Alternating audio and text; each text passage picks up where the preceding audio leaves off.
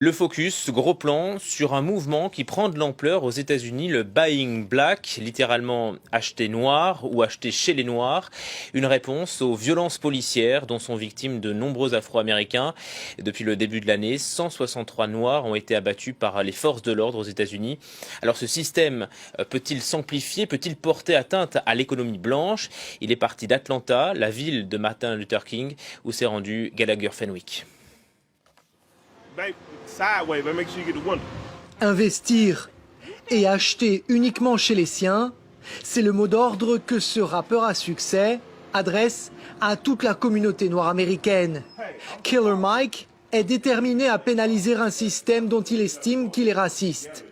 Les sanctions économiques, c'est son arme de choix face à l'injustice, telles que les brutalités policières. Si vous comprenez les règles de l'économie, celles-ci peuvent être utilisées comme des armes de guerre. Les foyers noirs américains représentent 1000 milliards de dollars de revenus. Mais parce qu'on dépense notre argent n'importe comment, personne ne respecte nos dollars. Ma solution pour améliorer le sort de notre communauté est de l'isoler économiquement, en mettant notre argent dans des banques tenues par des noirs, en achetant à des noirs et en étant noir. Et tout va rentrer dans l'ordre. Des milliers de personnes l'ont déjà prise à la lettre, parmi elles Sharif Abdul Malik. Il nous invite à le filmer en train de retirer son argent d'une grande institution financière. Il explique sa démarche à l'agent.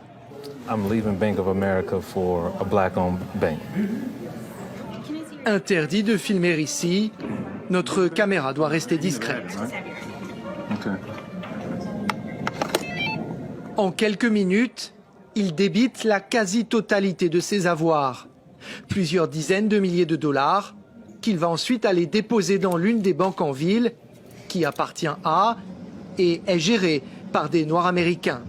Objectif de cette initiative, convaincre 1 million de personnes d'en faire de même. Les sommes en jeu sont conséquentes. Aujourd'hui, on va déposer 50 000 dollars, 10 000 en liquide et 40 000 sous forme de chèque. À Atlanta, les banques noires rapportent une progression fulgurante de leur commerce. Mais Sharif ne s'arrête pas là. Il a également créé un site internet qui ne promeut que des commerces noirs. Il nous explique qu'il vérifie méthodiquement que chaque vendeur et vendeuse est bien d'origine africaine. C'est la condition non négociable pour proposer ses services sur sa plateforme en ligne. Comment vous réagissez si un vendeur blanc s'adresse à vous et vous demande « Je suis blanc, est-ce que je peux vendre sur votre site ?»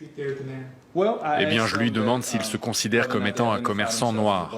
S'il m'a déjà révélé qu'il est blanc, alors logiquement, il ne peut pas être le propriétaire d'un commerce noir. Il ne pourra donc pas vendre sur notre site. Le site propose de tout, même de la lessive élaborée en paqueté et vendue par une entreprise noire américaine. Rien n'est laissé au hasard, jusqu'aux étiquettes postales sur ces boîtes. Comme le reste, elles sont fabriquées par de la main-d'œuvre approuvée. Grâce aux relais sur Internet, parfois inspirés par le site de Sharif, les commandes décollent, selon le responsable de la commercialisation du produit. Les gens, c'est comme l'eau. Si tu viens à l'océan avec un petit seau, c'est tout ce que tu ramèneras. Sharif améliore nos ventes car il nous envoie beaucoup de gens et nous donne accès à un marché bien plus grand. Plus les gens nous voient et plus on peut vendre. The more people we see, the more sales we can make. We want to start producing our own everything, you know, from toothbrushes to toothpaste to deodorant. I mean, just everything, clothes. I mean, everything that we need.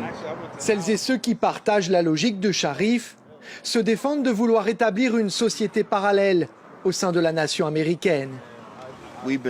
L'Amérique nous a relégués à un rang inférieur, on veut s'éloigner de ce statut. Personne ne dit que nous ne devrions plus interagir, travailler et commercer avec les autres.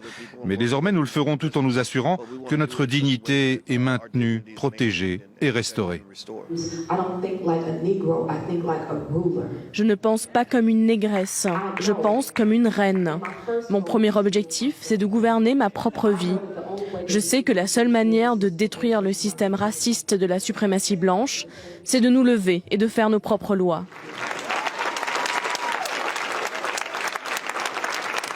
Le mouvement a pris de l'ampleur, mais il fait également face à des défis immenses. Sharif regrette notamment les divisions profondes qui persistent au sein de cette communauté. Il affirme être frustré par le fait que certains des Noirs américains les plus riches se sentent, selon lui, rarement concernés par ce genre d'initiative.